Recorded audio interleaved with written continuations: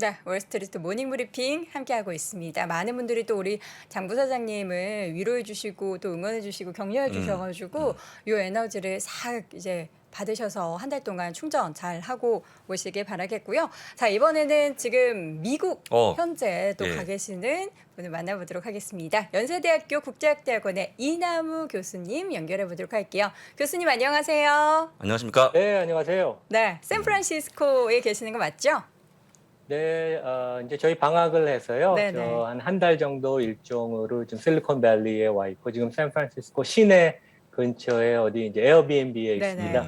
뒤에 보니까 어. 약간 정원 음. 가든이 뒤에 쫙 펼쳐지는 게 뭔가 날씨가 거기는 굉장히 좋은 것 같습니다. 서울은 지금 비가 엄청 내리고 있거든요. 네, 그러니까 지금 뭐 비가 많이 왔다는 얘기 하셨는데, 네. 여기는 날씨가 상당히 좋습니다. 음. 그래서 보통 한 12, 3도에서 한 20도 어. 초반, 그래서 딱 살기 뭐 좋네요. 산책하고 그러기 좋은 날씨고, 여기 이제 뭐 음. 원래 캘리포니아가 보통 날씨가 좋다 그러죠. 그러니까 써니 캘리포니아라고 보통 얘기하지 아. 않습니까? 네. 네. 그 기운을 아 또 진짜. 저희에게 전달해 주시기를 바라보도록 하겠습니다. 지금 오늘은 미국 현지 동향을 쭉 전해 주신다고 들었는데 미국 현지 상황은 어떻습니까? 뭐 경기 침체에 대한 그림자가 좀 드리워져 있나요? 음. 그러니까 제가 지금 뭐 한 5일 정도 됐는데 여기 네. 현지에 온 지. 근데 뭐 소비자들 행태나 여러 가지 뭐 제가 눈으로 보고 피부로 느끼는 거는 여전히 경기는 상당히 좋다. 그리고 실제 어제 파월 의장이 미 의회 증언에서도 US economy is strong. 미국 경기는 상당히 좋다. 그런 얘기를 했잖아요. 현재를 음. 진행 중인 걸 얘기를 하지만 일부 지표가 조금 모멘텀이 꺾이는 듯한 그런 모습을 보이고, 제가 오늘 말씀드리고 싶은 것은 이제 고용 시장. 왜냐하면 그동안 너무 고용 시장이 타이트해서 이제 네. 그 임금이 많이 상승하는 것이 이제 인플레에 자극을 주는 면도 있었고, 그다음에 미국이 한국 못지않게 부동산이 초화랑이었는데 음. 약간 그 실리콘밸리가 조금 선행을 합니다. 왜냐하면 여기 이제 IT 분야 종사자들이 많으니까 IT 주가도 많이 빠지고, 그래서 부동산이 여기도 약간 꺾이는 그런 모멘텀이 좀 보이는 것 같아서 그 변곡점이라고 할 수 있죠. 근데 이제 뭐 주가라는 것은 미래를 선반영하니까 이제 이런 부분이 어느 정도 벌써 반영이 되기 시작한 것 같고, 이제 그런 말씀을 좀 먼저 전해드리고 싶습니다. 네. 음. 구체적으로 이제 부문별로 좀 보도록 하겠습니다. 지금 첫 번째로 준비해 주신 부분이 소비 관련한 부분인데 음, 지금 관련해서는 좀 어떻게 좀 체감을 하시는지. 음. 그러니까 이제 소비는 뭐 이제 저희가 피부로 느낄 수 있는 게, 음. 그러니까 이제 제가 항상 그렇게 강조를 해요. 그러니까 매크로에 너무 사로잡히면 우리가 실제 기업 현장에서 일어나는 것을 놓칠 수 있거든요. 네. 그래서 이제 실제 눈으로 많이 보고 피부로 느끼는 게 중요한데, 제가 이제 도착해서 렌트카를 이제 미리 예약을 했는데 에이비스에서 차 빌리는데 한 2시간 걸렸어요. 여기 음. 사진에서 보시다시피 이렇게 많이 뭐 줄이 기다렸어요? 줄이 한 100m쯤 됐으니까. 와. 물론 지금 이제 여행 시즌이고 금요일이니까 비즈니스 트래블 하는 사람은 또 자기 집으로 음. 돌아가고 또 이제 뭐 여러 가지 사람들이 있었겠죠. 근데 하여간 소비는 여전히 강하고 내구재 지금 구매는 확실히 그 지금 감소세로 돌아선 것 같고, 그래서 오늘도 뭐 보면 반도체 주가들이 썩스가 많이 빠졌잖아요. 네. 그래서 이제 네. 국내에서 뭐 삼성전자 주가 많이 빠져서 안타깝지만 TSMC는 그 이상으로 빠졌습니다. 음. 금년 들어서만 35% 빠졌으니까. 그래서 그러니까 소비는 견조한데 서비스 중심으로는 상당히 강하고, 내구재 물건 사는 것은 상당히 이미 꺾여서 둔화 중이고, 서비스도 아마 뭐 지금 경기 추세를 보면 아마 연말쯤 둔화되지 않을까, 이제 그런 음. 느낌이 듭니다. 그다음에 이제 그 제가 눈여겨보는 게 그 이제 임금 고용 시장이 되게 중요한데, 네. 제가 그러니까 올 겨울에 6개월 전에 왔을 때는 실리콘밸리의 상점 아니면 커피숍 아니면 뭐 식당 같은 데 보면 그 문 앞에 다 우리 사람 구한다. 음. 음. 그것이 거의 10가게면 한 7, 8개 붙어 있었는데 지금은 그것을 많이 띄었어요. 음. 아마 이런 업체들이 이제 경기가 안 좋아지는 것을 예상하고 조금 타이트하게, 그러니까 뭐 인원을 좀 타이트하게 가는 것도 있고 또 인건비가 많이 올라서 조금 좀 자제하는 것도 있고 그래서 10개 가구, 10개 상점에 7, 8개 간판이 6개월 전에 붙었다면 지금은 두세 개? 지금도 붙긴 붙어 있습니다. 여기 보면 피스 커피라고 캘리포니아 중심의 커피 체인인데 여기도 이제 사람을 구한다. 근데 많이 그런 걸 띄었어요. 그래서 고용시장이 약간 되게 아주 사람 구하기 어렵다고 그게 지금 인플레의 가장 큰 요인 중에 하나였는데 네. 영어로는 타이트네스라고 하죠. 아주 고용시장이 빡빡한 거가 좀 완화되는 조짐을 보이는데 여기 이제 지표를 봐도 여기 다음 페이지 보시면 네.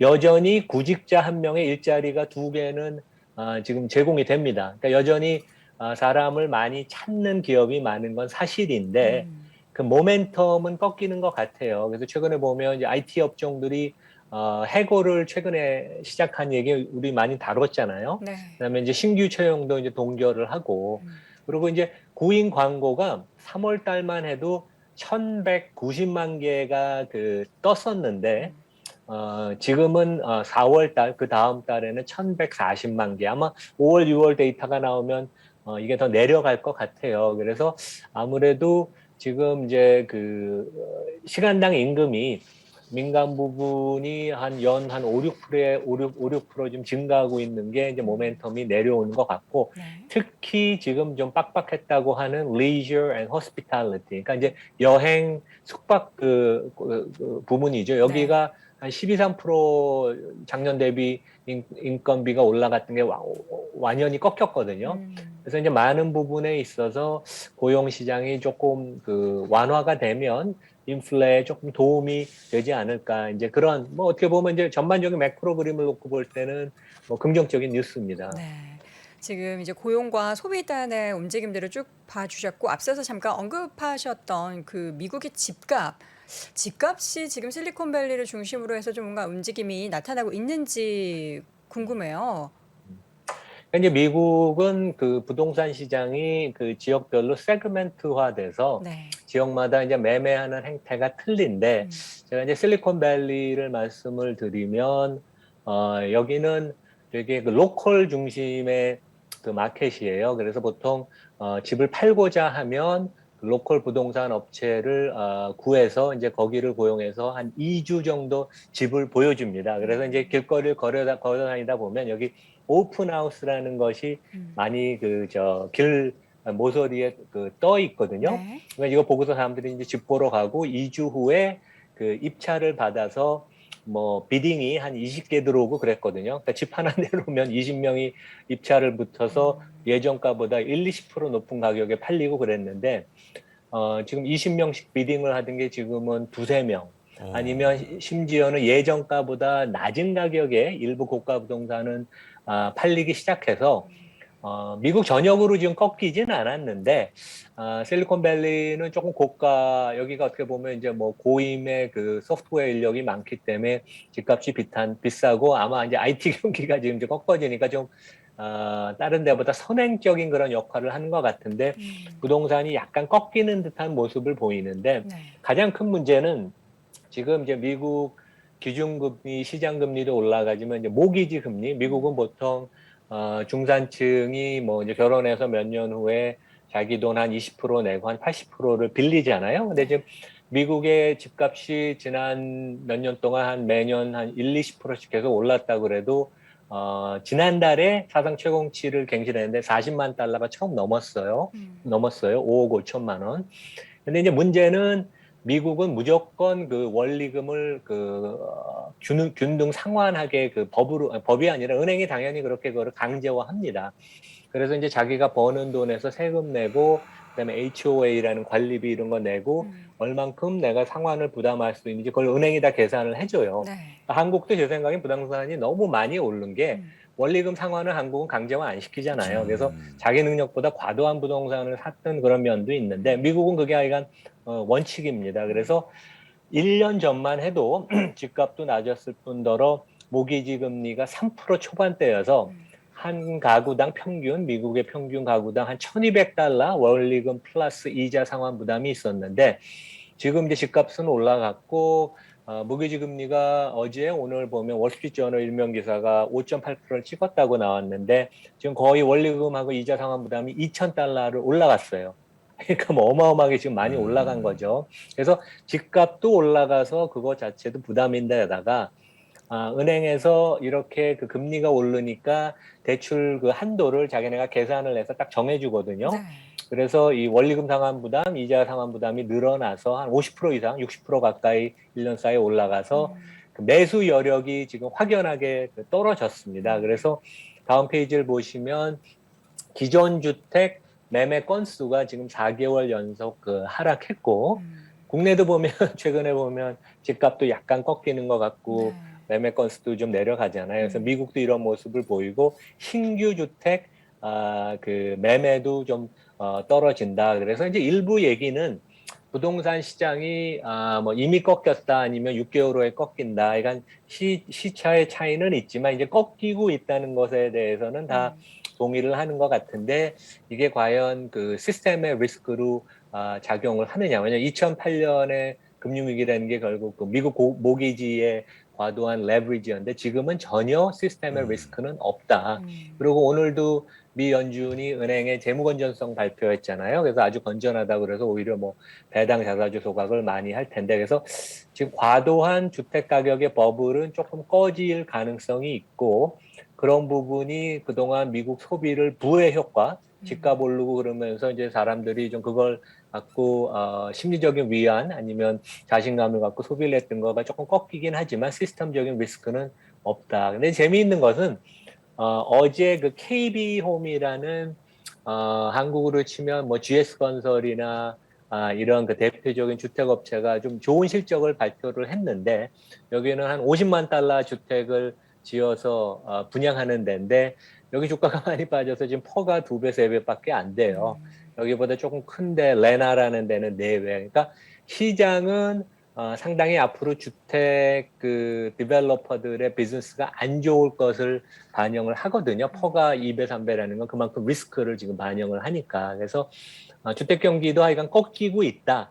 이런 면에 있어서는 어떻게 보면 인플레 이것도 도움이 좀 되는 그다음에 시스템적인 리스크로 발전 악화되진 않으니까 이것도 어떻게 보면 경기 매크로 지표치고는 괜찮은 안 좋아지지만 실제 거꾸로 우리는 좋게 지금 볼 수밖에 없는 그동안 매크로 상황을 생각하면 이제 그런 지표입니다. 네, 전체적으로 이제 주택 가격에 대해서도 이야기를 쭉 들어봤습니다. 저는 오늘 보내주신 자료 중에서 이게 사실 가장 흥미로웠거든요. 실제로 우리나라 같은 경우에는 자율주행을 이렇게 하는 게 없잖아요. 근데 본 적이 없죠. 네. 미국에서 지금 현지에서 직접 교수님이 이 차를 바로 옆에서 보신 거죠?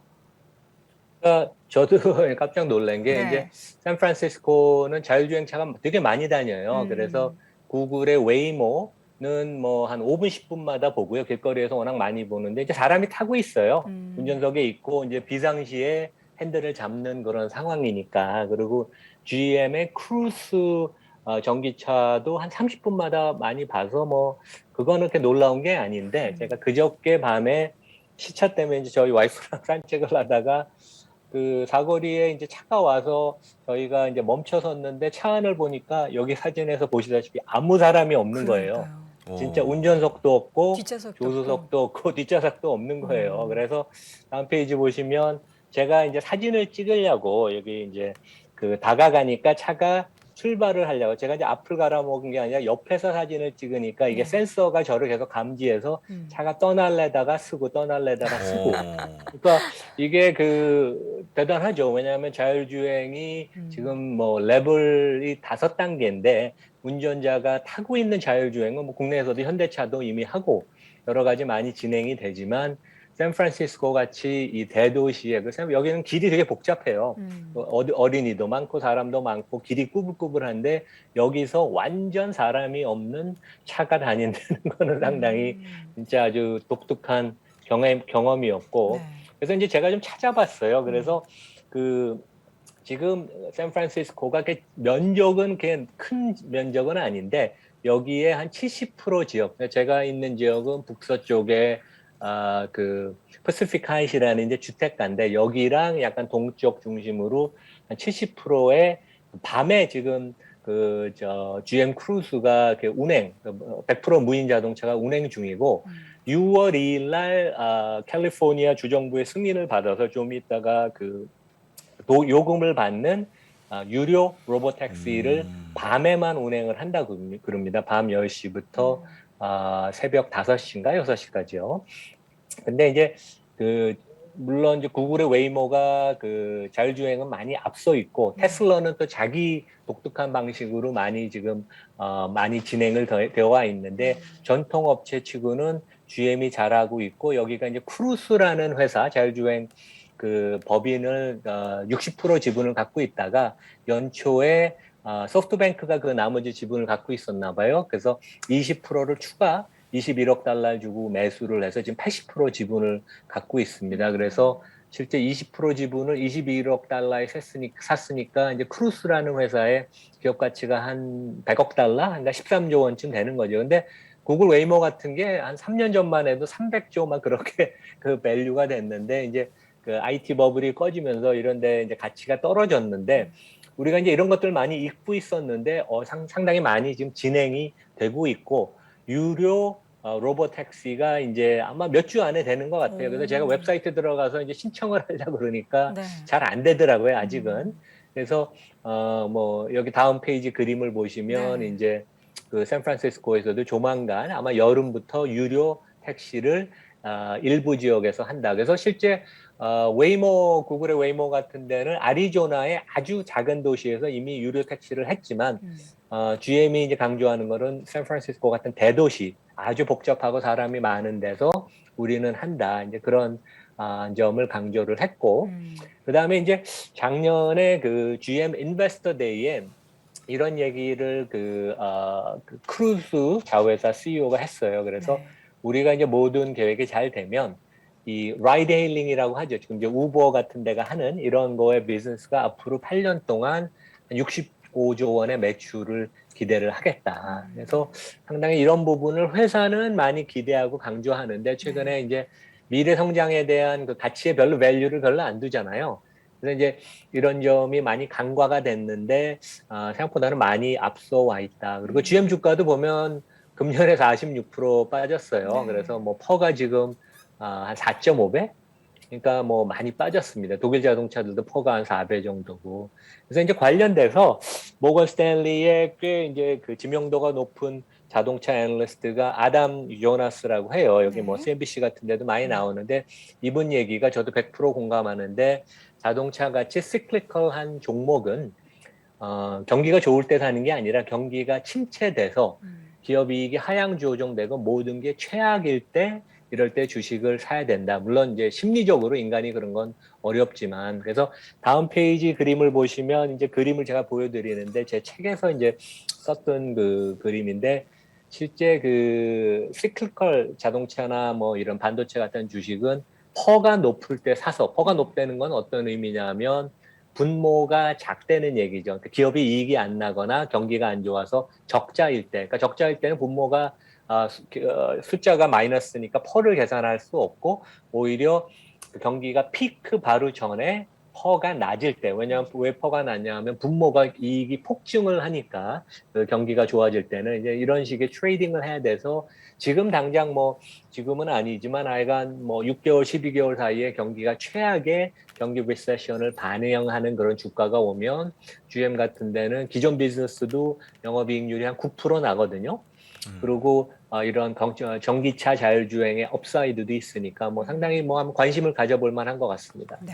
우리 또 이남은 교수님께서 오랜 기간 자동차 쪽의 네. 애널리스트로 활동을 오래 하셨기 때문에 저희가 또 교수님께서 자동차 이야기를 굉장히 자주 해주세요. 네, 맞습니다. 그 가운데 그동안에는 저희가 뭐 테슬라 이야기를 집중적으로 했다면 최근에는 보면은 리비안에 대한 언급을 또 자주 해주시더라고요. 자동차 애널리스트를 오래 하진 않았고 25년 전쯤에 한 2년 아, 했습니다. 그랬습니까?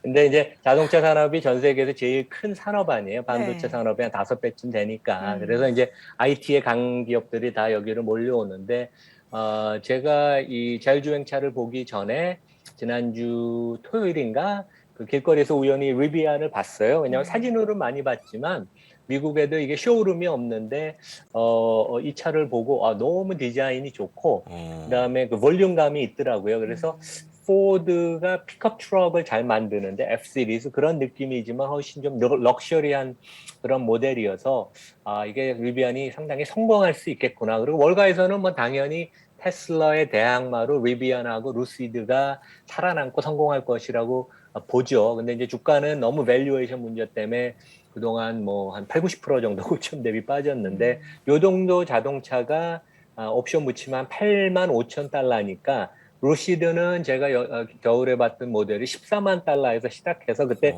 너무 좀 고가 아닌가 시장이 한정돼 있지 않을까 이제 그런 얘기를 했는데 리비안이 그런 면에 있어서는 루시드보다 좀 더 매력적인 것 같아요. 근데 이제 리비안은 월가에서도 뭐 장기적으로 테슬라의 대항마를 보지만 그 자동차가 보통 그 볼륨을 램프업 할 때 물량을 늘릴 때 적자가 많이 나요. 그래서 실제 일론 마스크가 아까 장 부사장님 얘기하신 것처럼 2분기는 아마 실적이 되게 안 좋을 텐데 베를린하고 텍사스 오스틴 공장을 지금 이제 가동을 해서 물량을 늘리잖아요. 그럼 비용만 엄청 들고 매출은 안 늘거든요. 그래서 리비안도 보면 골드만 같은데 포캐스트를 보면 앞으로 3년 동안 매년 수조 원의 적자가 날 걸 예상을 합니다. 그래서 우리가 이제 이런 리스크를 알고 한번 뭐 관심을 갖는 건 괜찮다. 근데 뭐 길게 보면 리스크 리워드가 6개월 전보다는 훨씬 매력적인 것 같아요. 주가가 지금 한 뭐 8, 90% 빠졌으니까. 그래서 뭐 이런 그 재미있는 뉴스들이 하여간 뭐 가장 큰 미국 산업인 자동차 산업에서도 테크놀로지 관련돼서 좀 있습니다. 네, 마지막으로 시장에 대한 이야기로 마무리를 좀 해보도록 하겠습니다. 네네. 시장을 저희가 지금 숫자로 좀 평가를 해본다면 어떠한 상황이고 지금 월가에서 여기 헤드라인을 보니까 월가 증권사 추정치 미래 반영을 하지 못하고 있다라고 했는데 좀 분석 좀 부탁드릴게요. 그러니까 뭐 이번 주는 주가가 상당히 뭐 강세를 보여서 뭐 저도 상당히 뭐 좋은데 실제 우리가 이걸 좀 냉정하게 판단을 해야 되는데 지금도 월가 애널리스트들 추정치는 국내 뭐 우리 여의도 애널리스트 추정치도 너무 낙관적이에요. 그래서 미국도 보면 금년 내년 각각 한 10% 이익 증가가 될 걸 예상하는데 아마 2분기 실적이 발표가 되면 대폭 많이 하향 조정을 할 것 같아요. 그래서 실제 지난주 말 기준으로 보면 미국 시장의 퍼가 15.6배로 지금 나오는데 이번 주에 주가가 반등을 하고 애널리스트가 10% 증익한다는 게 현실적이지 못하니까 이것의 이익 증가율이 제로라고 하면 지금 퍼가 한 17배에서 18배니까 주가가 뭐 여전히 좀 불안한 모습을 지금 금리 상황 뭐 이런 걸 보면 주가가 하여간 우리가 너무 낙관하는 거는 좀 경계를 해야 되는 게 아닌가.